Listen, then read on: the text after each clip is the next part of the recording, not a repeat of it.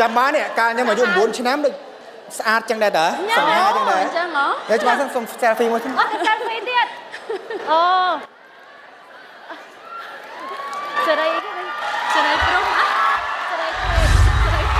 ភេទអូខេសេរីភេទប្រាប់តែចេះពូអរគុណដែលបានគាំទ្រអរគុណដែលបានគាំទ្រយេ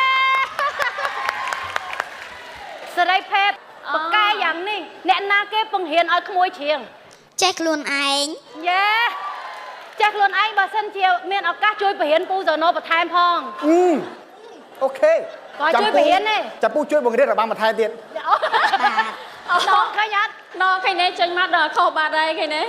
ចាហើយសេរីខាងរកទៅបង្រៀនរបាំផ្សេងណាណីណោះចាសេរីភេទមូលហេតុអីបានយកបទនឹងយកមកច្រៀងបទហ្នឹងវាលយអញ្ចឹងមិនខ្ញុំយកមកបកស្រាយ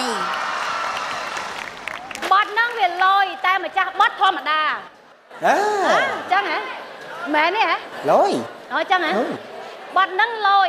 ហើយក្មួយដឹងណាគេម្ចាស់បទហ្នឹងអត់ពូសូណូយេឆ្លាតមែនតើព្រោះអីមីងក៏ជា fan ចម្រៀងមួយបទហ្នឹងដែរហើយមីងក៏ធ្លាប់យកបទចម្រៀងហ្នឹងមកបកស្រាយដោយសារតែបទហ្នឹងគឺលយដូចក្មួយបាននិយាយអញ្ចឹងចិត្តយើងដូចគ្នាច្រើនណាចាទាំងហ៊ានយកបទចម្រៀងអញ្ចឹងយកមកប្រឡងហើយយើងកាយវិការភាពកំិចកំើមហើយអាយុនៅប៉ុណ្្នឹងប៉ុន្តែធ្វើចេញមកដូចគេអាយុ8 10ឆ្នាំអញ្ចឹងណាមែនអត់មែនហើយថ្ងៃហ្នឹងណាគេមកលើកទឹកចិត្តខ្លះប៉ាហើយនឹងម៉ាក់ចុះប៉ាម៉ាក់ចេះច្រៀងអត់អត់ផងចេះតែអូនទេចឹងបាទហើយចុះមានបរិញ្ញាប៉ាម៉ាក់អត់តនេអត់ដែរទេអត់ដែរធ្លាប់តែច្រៀងខ្លួនឯងធ្លាប់តែច្រៀងខ្លួនឯងអញ្ចឹងតើឥឡូវយើងមើលថាតើដល់ពេលកៅអីដល់3វិលទៅអញ្ចឹងពិបាកចិត្តអត់ពិបាកចិត្តដឹងយកមួយណាទៅនេះ